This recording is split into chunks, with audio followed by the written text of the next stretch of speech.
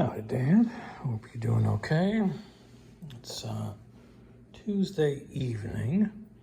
I've had a chance to come out here and kick the tires a bit on this new sill. So what I did tonight is like I mentioned last time, the width of this sill is a 1/4 inch more narrow than the old sill.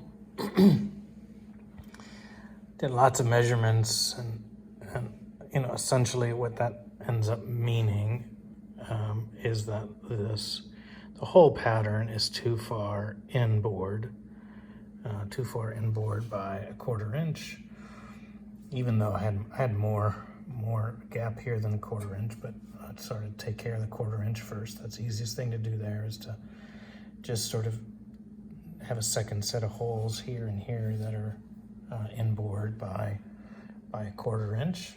I did that in the front and also the back. So that moves the panel. I can move the sill then out a 1/4 inch. And so you can see in the front here that basically takes me to touch here. I got a little bit more there. On this side here, it's actually not too bad. I'm sure I can just adjust that so that I can mount.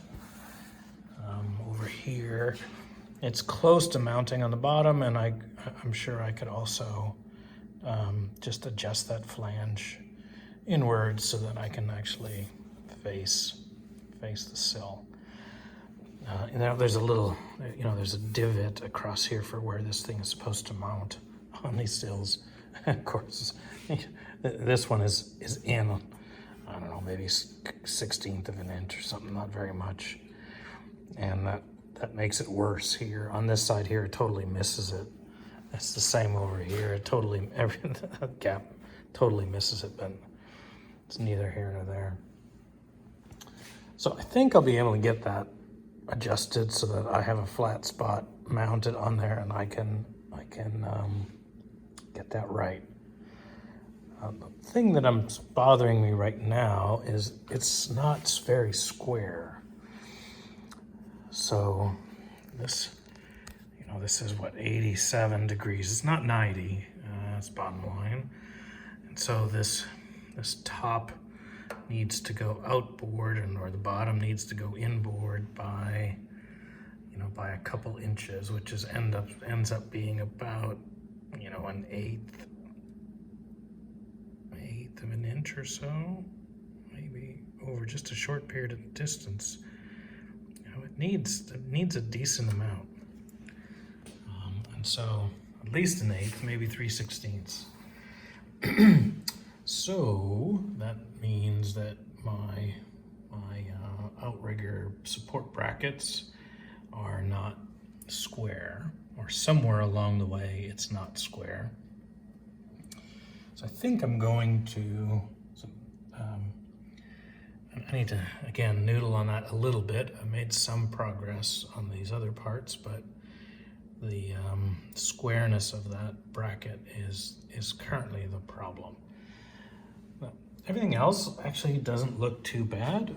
There's sort of the panel that I made. You can see that the gap there is not so bad. I'd probably just need to do a little more stretch down here to just bring that down to being flush, because these end up being spot welded to that inner. So I've got a 1/4 inch there, but that's easily adjusted with this on this panel. I just need a little more stretch down here. The front is okay. It's probably forward just a hair, and so I'll be able to just slide that back just a little bit, which will make this a little bit, but there's still plenty of adjustment that's needed there. So I think this is doable. I just need to figure out, I need to somehow adjust this angle here, and I don't know whether the best thing to do is to, just make a cut along here, adjust it down and re-weld on both sides so I can get the right angle. That's probably the easiest thing to do. but it does need to be square since things hang on it. Like, for example, the outer sill mounts to here. And so if this is not square, then my outer sill is not square. And you know, if I'm off by 3/16 of an inch here, then you know, I'm gonna have 3/16 of an inch, you know, cockeyed angle here when I tried to fit the door, and how this outer sill fits the panel that I make, and so on and so forth. So I think it's an easier thing to just adjust this so that it does give me an extra twist on that, and I think that will be okay. But we shall see. We shall see. I need to think about that, but for now I'm going in and have some dinner. You take care, Dad. Howdy, Dad. Made a little progress on the sill here. Got the floor in now. Everything looks pretty decent. With a couple different things I needed to do to get it fit. And so the first thing that I did was to come to the support bracket on the sill. I had to inboard those 2 holes by 1/4 of an inch. And then that, I had made a measurement of where the mounting lip was relative to the chassis. So I had made that measurement all the way across. So it was easy for me to, once I put this in here, to adjust it in and out so that I had the same lip position which the floor sits on. So that was all that sort of helped that helped bring this outboard by 1/4 inch. In fact, I probably put it in another 1/16 or so outboard. And that actually got the position of the sill pretty good. You can see here the floor sits on the lip and is flush with that, so that's a good fit there. And overall, everything looks pretty decent. I had to do some more trimming to get the fit. Last time I mentioned that the next problem was actually how square the sill was to the support bracket, and I wondered how I might be able to fix that. In the end, all I just did was take I just grabbed this in the vise, and then I just used a dead blow hammer to just knock on it a little bit. It's surprisingly flexible, and so I just some gentle blows on there, I was able to just tweak it a little bit to get it. It really only needed to come in an 1/8 inch or so from top to bottom on square, and so that was not so bad. Once I did that, then this now fits nice and square. I'll probably pull this outboard just a little bit down in the bottom so that it then goes back flush. I'd like to take this A post here and inboard just a little bit. That'll get me closer to 90. Back here, it looks okay. I just have gentle pressure on there. There's not much at all. It pulls this in just a little bit, but I don't think that's going to be a big problem. Mike Strang had sort of sent me a video of his inner sill and all the problems that he had with that. They've made a few changes since he got that one. First thing they did, this is Roadster Factories manufacturers. The first thing they did was actually put a seam well on the bottom. So it used to just be spot welded poorly every 4 inches or so. So at least now the bottom is sealed. There's still, 4-inch spot welds across the top, and so I'll probably just go in with a spot welder and just kind of go in here and tighten that up. I actually got my Lenco spot welder up and running here just this evening. I needed to buy some new tips on here. But with the new tips, this actually now works pretty well. And so I've been practicing on them bunch of them and just sort of dialing it in. And right now, I'm not really considering this to be sort of a structurally critical spot weld, which is a whole, kettle of fish by itself. But it'll just be strengthening a little bit. And so if I go in here and between these other spots, go ahead and strengthen that, then I think there's no new loss there. So after all the shenanigans that I've done to get this fitting, now the alignment of these two bolt holes here are not quite right. Of course, I moved the plate out, and so now this thing doesn't quite manage. So I'll need to auger those out to get proper placement, and then I'll be able to lock those down. The one thing I didn't mention last time, this one has 4 pads underneath it, and for everything to fit okay, I needed 3 pads here. A 4th pad made everything just too high in the front. So each one of those rubber pads is 3 millimeters, and so that's just how much it's off a bit. So that's okay. I just needed to make that adjustment, and I now have squared and proper levels, and the floor fits on the ledge all the way across. So I'm okay with this. I got a little more to do here, a little more to do there, and I think I'm going to be ready to lock that down, which is sort of remarkable given how it looked on the first fit. Or at least what I'll do is tack weld it. Once I've tack welded it, then and I feel like I'm good and secure here and here, then I'll want to go ahead and actually locate those pass bolts for the door hinges. Once I've done that, then I'll take this bracket off here. It's in the way. I can hold the door up, but I can't mount it properly. And then I'll take that off and mount the door to it and make sure everything looks okay. The outer sill needs some trimming before I'll be able to actually do much of a test fit. And so it mounts in here, and it needs some trimming back there so that it actually fits both front and back. So hopefully that goes okay. I don't quite know. It's, I've got about at least a 1/4 inch there that needs to be trimmed back. And so we shall see.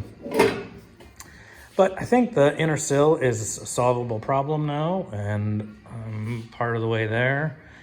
And so after this thing, I'm just going to want to go ahead and make a plan for closing up that corner.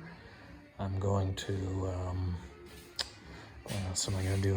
I need to do just a little bit of trimming of the floors back here so that this piece here fits. Because right now it runs into the corner of the floor. So that's just a trivial trim. And then I need to drill out a couple spot welds here and pull out this rib and replace it because it's all rusted out. It's got plenty of holes in it.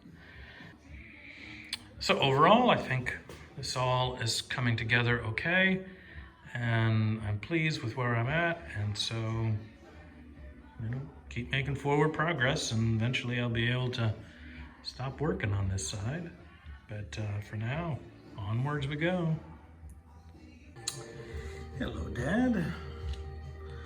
Woke up at a crazy hour again this morning, so I came out here and did a little work on this sill. Essentially, I just took my spot welder, kind of went in between all the old spots. So that's a whole lot stronger than it was. I also came and reinforced the brackets here and here on the original sills. They were welded all on the sides, not on the top, and this just had a bead across on the side, so I went and made that a little stronger, so hopefully that'll that'll last another 60 plus years. So certainly won't get the water and the abuse that it did in originally. So anyways, I'm gonna let that cool off and I'm gonna go in for some breakfast. Hello, Dad. There's a view you haven't seen before. Just doing a little test fitting. This is not the original door for this car. This is one that I picked up after the fact. It doesn't fit great. It's not too, it's a little bit too big for the opening right now. My A and B posts are both vertical, so and that's sort of my main point of reference at this point. It's just a little too wide. It's a little cockeyed this way as well, and so that lower corner needs to come down, so the whole thing needs to twist a little bit that way. The gap there, you can see there's almost no gap there. It won't close properly, and so that's a problem. The gap on the top is not too bad. It's tight, but you know, it's not so bad. It's a little proud here, but it's not closing in the back. I took out this fender and I just mounted it. It hasn't been mounted before. You know, that's not too bad. This thing could go forward a little bit. You can see it's not quite right there. But, you know, this fender is all mangled. You can sort of see it's tortilla chip. It's been abused in storage over the years. And so, well, not to mention that, but let's not mention that. That will need to be sorted. But, yeah, so overall, it's not bad. It's not bad. The frame on this door is the one that I repaired a long time ago. And so it's been extensively repaired. And so it's possible that those repairs change things up a little bit. The two hinges are just directly mounted to the A post, which is a little bit flexible. And so more flexible than I want it to be right now for doing this. But essentially, if, you know, it needs to go lower. So there's no shims, there's nothing. So it's my starting point, basically. It's my starting point. I have another door. Here that I'll also test fit. This is not the right door for this car, though. It's sort of an in-between door. It still has a wood frame across the top, but it has an opening there for a external door latch.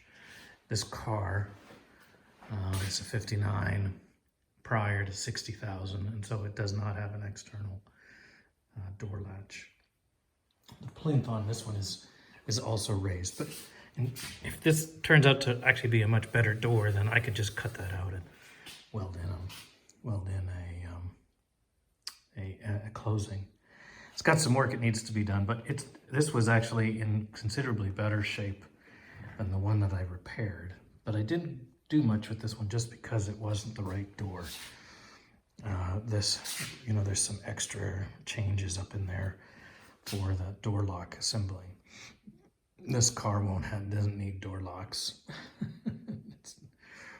So what I'm gonna do next, I'm gonna take off the door that's on there now, move the hinges over, and just see if how this one fits, and go from there. But you know, there's some changes there. It looks pretty different than it was before. Well, here's the second door that I have. It fits a little differently, not surprisingly, but it's still a tight fit. It's still cockeyed this way. So, oh, sorry, it's too high. The bottom corner, left corner, is too high. You can really see that in the where the body line follows. This body line here is quite a bit worse than the other one. So follow that body line. You know, it's a good 3/4 of an inch too high. So, and of course it's too high up here too. So, you know, things are not really fitting so well on this one. So I don't know that this is necessarily any better in terms of the fit. Things that I need to think a little bit about here is revisiting the ape post, whether it's too far back or somehow my hinge locations are not quite right. As you know, all my measurements were looked like I had reproduced the old A-pillar. Of course, I don't think that I've ever even hung the doors on the old A-pillar. So I guess I don't even know for sure how it fit before. It's sort of irrelevant, but since I need to make it fit with the new A-pillar and repaired B-pillars, well, I guess it's not a new A-pillar, it's a repaired one. So just thinking out loud here, and I guess if the bottom went this way a little bit, and then that would help how square my door is, and so anyways, I don't need to noodle and think out loud too much here. Just wanted to give you a view of what I'm scratching my head about with now. One last thing, Dad, I put this other door back on, messed around with the hinges a little bit, realized that there are left and right hinges. I have the right hinges on, and this door skin is on loose, and so I managed to push that just a little bit. This line here is how much space I have between the door frame and where the fold is. So I actually have a fair amount of space to work with when I redo this door skin. So I think I'm gonna keep moving forward. Everything is my A and B is square, so that's my main concern. Up here is not so bad. This door skin is not quite flush with the tight onto the frame.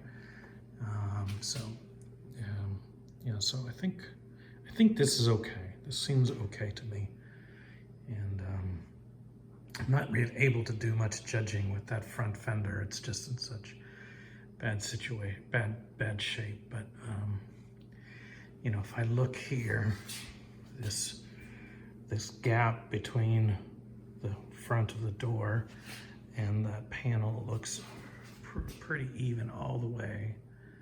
So that means that when I do that rear repair on the front fender, I'll be able to adjust this all along here, because it mounts to that plate, and so I'll be able to move that forward or backwards as needed. I'm not sure, the fender was on, so you didn't see it before, but that front panel is now ready. Just have to fold the lower lip here over, and it'll be ready to weld in. So I also did a little bit of work back in this corner here to make sure that repair panel that I fits to the sill. So making a little progress there. Anyways, somebody sees something here that I need to think about, I sure appreciate hearing about it. This is my first A-B pillar replacement, so take care, everybody. Bye.